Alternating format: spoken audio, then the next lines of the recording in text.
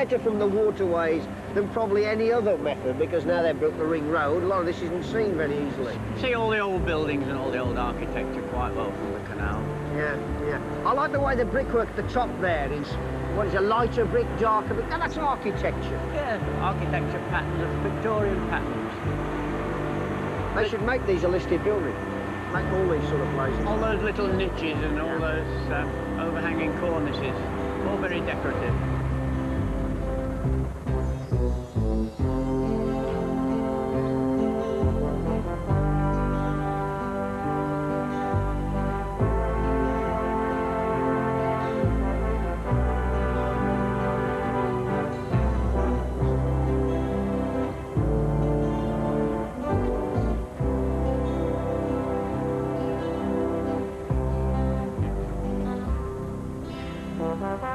There's no comparison, Ron, is there, with that Victorian building behind us and that new building over there? No, but you've got to realise that that there is a carpet factory as well. I'm sure conditions are downside better in there than the Victorian building, but I know which one I prefer. What more is there to Kidderminster than carpets? Well, Roland Hill, the inventor of the penny post, was born here.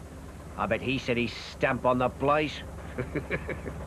That's enough of the factories, Ron. We're leaving Kidderminster. I think it's about time I had to go. OK. Yeah, OK, Tony. Away you go.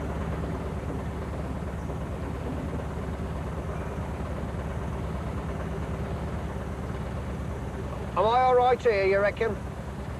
Middle of the water? Yeah, there's no problem. It's just Ben coming up. Just you don't quite have the manoeuvrability you had on the Severn, do you? Oh, it's like being out at sea once you get on a river after being on the canals.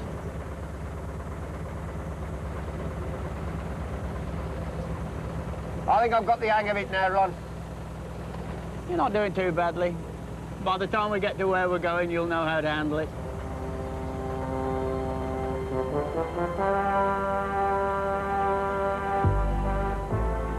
These buildings once pumped the lifeblood through the British economy.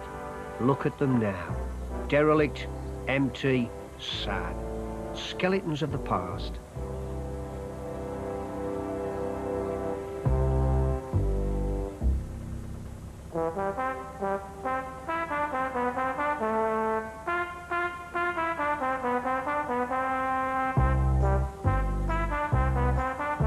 Cottages like these have been given a new role. Knocked together, they make a very desirable residence at the water's edge. But not everyone wants to live alongside the canal. Some people actually enjoy living on it. I'm off to see Eileen Morrison.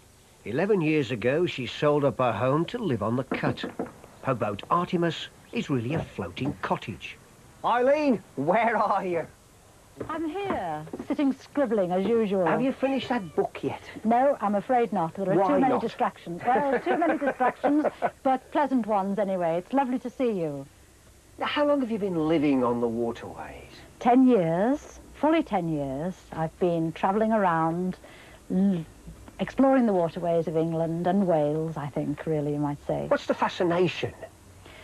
It's the joy of being out in the open air, meeting people, of course, the wildlife, and also the fact that there is a certain challenge each day and a certain sense of satisfaction of having finished a really good day's work and a good day's locking.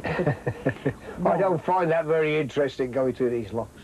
No, well, I don't know. Coming through locks can be very exciting too. You can meet such interesting people. You can meet people who are finding things rather difficult and getting into difficult situations, and it can be very amusing. Eileen, you've had some very interesting personalities on board, haven't you?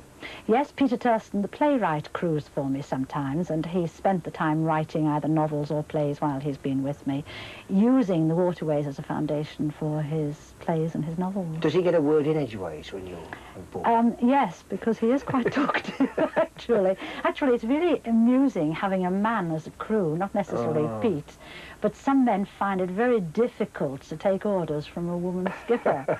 They think sometimes, well, you're just a little woman, and how can you know what's right for a boat, you know?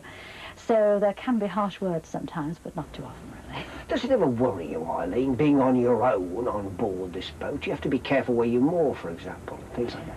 Well, it is wise to be careful where one moors to moor where there are other boats, perhaps, or in a place where you know there's a boat yard quite close, or a factory where there are people working. There can be some odd characters about, but funnily enough, when I was at Oxford, there are quite a number of dropouts living around there, and there was one chap in particular who sleeps under the bridge at Isis Lock. He has his bed there, and a chair, and his books, and all his home comforts, and he sleeps there all the year round. And he constitutes himself my guardian, and he wouldn't allow any of the other dropouts and tramps to annoy me while I was there. He used to come and sit on the bank and chat to me.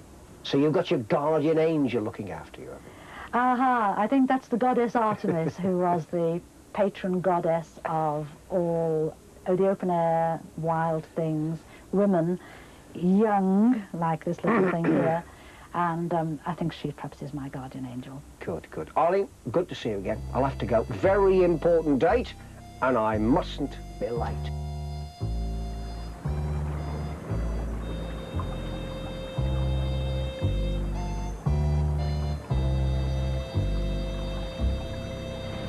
Where are we coming up to now, Ron? Oh, this is Crookley Tunnel. It's cut right through the sandstone rock here. How long is it? Only about 75 yards, fairly short. So this is our first tunnel then? This is the first tunnel. We've got some longer ones than this later on, Yeah, but this sure. is the first one.